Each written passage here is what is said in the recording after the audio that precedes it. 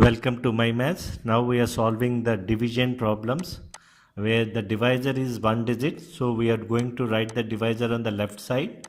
Normally we write like this: when 53 is divided by 4, the sum we write like this, but in case of Vedic method we generally prefer to write like this: 4 on the left hand side and 53 on the right hand side.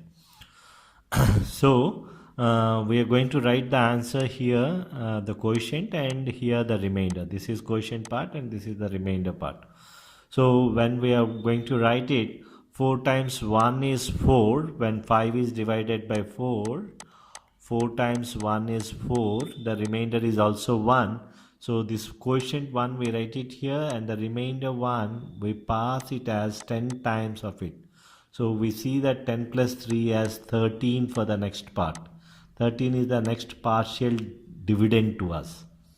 So this 13 is going to divide with 4. So 4 3 is 12. Again 13 is divided by 4. We see that 4 3 is 12 and 1 is my remainder. So 4 3 is 12. That in between remainder we pass it as 10 times, and final remainder we write in the final place. So this 13 is in between dividend, but this 13 is the final quotient. Let us see with the second problem. 125 divides 8. So 8 ones 8, because 8 to 16 is more. So we take 2 digits first, because 8 is bigger number than 1. So we take 2 digits, and 8 ones 8. So 4 remains here. When 12 is divided by 8, 8 ones 8, 4 remains. So this all things we do in mind, and we write only the quotient and remainder. So this 4 is passed as 40 here. So we see the next number as 45. So this 45 is divided by 8.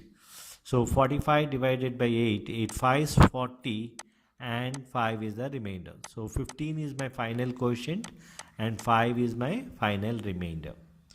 Now let us come to the next problems. Here 6 times 1 is 6, and then remains 1, so that 1 has passed as 10. So 10 plus 2 is 12. So 6 2 is 12, and then nothing remains. So 0 is the remainder. Similarly, in the next problem, if we observe 7 3 is 21, 3 remains, so that 3 passed as 30. So 35 is there. So 35 divides 7 is 7 5 is 35, and 0 is the remainder. Coming to this next problem, when 24 is divided by 8, because 2 cannot be divided by 8, so we take 24. 24 divided by 8, 8 3 is 24, nothing remains, so 0 is passed. So now 3 is divided by 8. So when 3 is divided by 8, we observe that it doesn't go, right? I mean 8 0 0, 3 is my remainder. So we must write this 0 here, because 30 is our quotient and remainder is 3, because the final remainder goes as 3. The similar problem here also, let us say 6 5 is 30, 0 remains, and we write 0, and then 2 is my final remainder, because when 2 divided by 6, 6 0 0 and 2 remains. So that is the final remainder. So this is how, whenever 2-digit quotient is there, so we solve the problems in this method. Thank you.